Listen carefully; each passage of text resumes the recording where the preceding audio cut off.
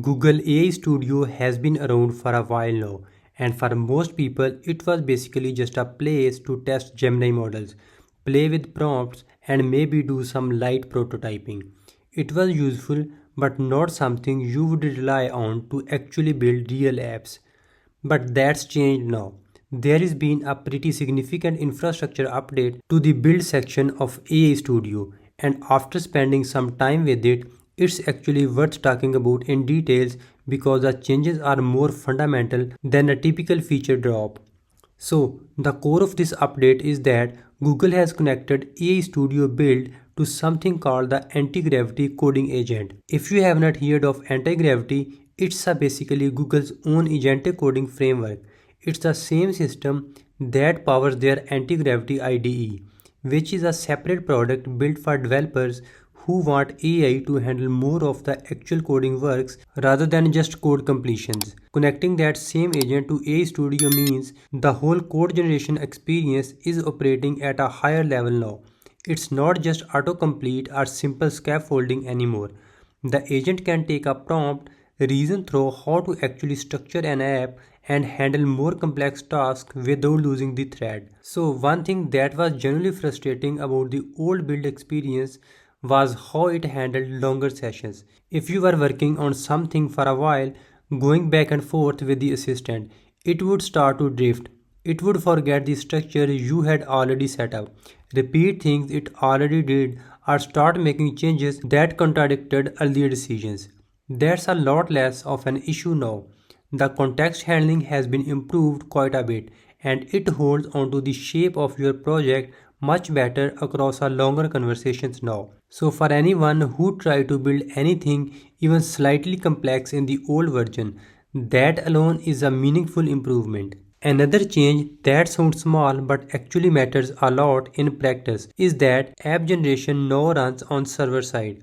Before this update, when you are building an app, everything was happening in your browser tab. So, if you lost your connection, closed the tab by accident, or your laptop died, whatever progress the agent had made was just gone. That was a real pain point. Now, since the build process runs on Google server, none of that matters. You can close the tab, came back later on a completely different device, and the app is right there, or finished and waiting for you. That kind of reliability makes it feels more like a real development tool and less like a prototype. Also, the full stack support is probably the most technical significant part of this update. Up until now, AI Studio Build was basically client side only. That means everything had to run in the browser. You could build React apps, add some logic, maybe call an external API, but there was no real backend. That's what kept it in the toy project category for a lot of developers. But now, with the anti-gravity agent powering things, you can actually build full stack applications. There is a server-side logic, proper backend handling, and the architecture is much more like something you would actually deploy. It's not perfect yet, and there are still limitations around development, which I will show you in a second. But the shift from client only to full stack is a fundamental change. Related to that, you also get multiplayer support now. This was basically impossible before because multiplayer require real-time server-side coordinations. Without backend support, you could not do it. But now, you can build apps that handle multi-users simultaneously, real-time updates, shared state across sessions, and if you are trying to build something like a collaborative tool or a multiplayer game or anything that need more than one user interacting at once, that's now on the table inside a Studio Build. And also framework support has also been expanded. Before, React was the only option. Now, when you start a new project, you can pick React, Next.js or Angular. That's found under the advanced setting when you are creating a new app. Different projects call for different tools. React is still the default and probably the right choice for most quick builds, but having Next.js available means you can take advantage of server-side rendering and routing in a more structured way. Angular is there for people who prefer that ecosystem. It's not a huge thing for casual users, but for developers who have a preferred stack, having that choice matters a lot. On the tooling side, They added a secret panel. This lets you store API keys and environment variables properly instead of just hard-coding them directly into your front-end code. If your app needs to connect to an external service like an API key, a payment processor, or anything else that require credentials, you can manage those keys through the secret panel and they stay out of your actual code. This is the correct way and professional way to handle this, and it's good that it's now built in. Before, people were putting keys directly in the code, which is obviously not ideal, especially if you are sharing or publishing the app. And the Firebase integration is the major addition and it changes what kind of app you can actually ship from this platform. Previously, everything was stateless. Refresh the page and your data was gone. There was no real way to persist anything across sessions.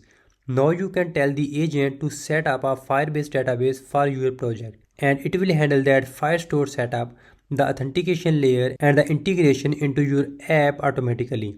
A setup card pops up and walks through the configuration without you needing to manually touch the Firebase console for most of it. So now you can build apps where users logs in. Their data saves between sessions and each person has their own isolated data. That's the difference between a demo and an actual product. And you can also add Firebase to apps you already built inside AI Studio. So if you have something you made a few weeks ago and you want to add persistence and user auth to it, you don't need to rebuild from scratch. You just ask the agent to add it and it handles the integration. That's a pretty convenient workflow. And there are few things worth knowing before you go in expecting everything to be perfect. Apps are no longer stored in Google Drive. They live directly inside AI Studio now, which is a cleaner and makes sharing simpler. If you had old projects in Drive, you will get a prompt to migrate them. There is currently a limit of 5 active apps at a time, which is a bit tight if you are working on multiple things. But that will probably get adjusted over time, but for now it's worth knowing. The agent is also a bit slower than the old system in some cases. Not dramatically, but there is a noticeable difference in generation time. That's the trade-off you get when the agent is doing more thorough reasoning rather than just spitting out code immediately. Google has acknowledged this and said latency improvements are being worked on. And also deployment has also some gaps right now. Apps that uses Express.js and get deployed to Cloud Run are not fully supported in the new experience yet. And for apps using Firebase Auth, the login flow sometimes does not work immediately after setup. You might need to wait a bit before it starts working correctly. These are the kind of things you would expect from a feature that's still being rolled out. It's functional but not completely smooth at the edges. The thing that makes all of this worth paying attention to is that it's free. You get access to Gemini models, the Antigravity agent, full stack capabilities, Firebase integration, and a real coding environment, all without paying anything.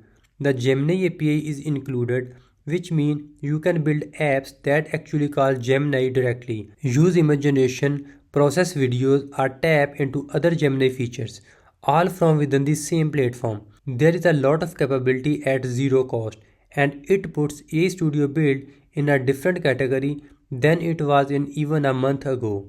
So if you tried it before and thought it was too limited, it's genuinely worth giving another look now. The core infrastructure is different, the output quality is better, and the types of things you can actually build have expanded significantly. It's not flawless, but it's a real development environment now, not just a playground anymore. Alright, so that's it from the video and I hope you enjoyed it. If you did, please hit the like button and subscribe to the channel. And I'll see you in the next video.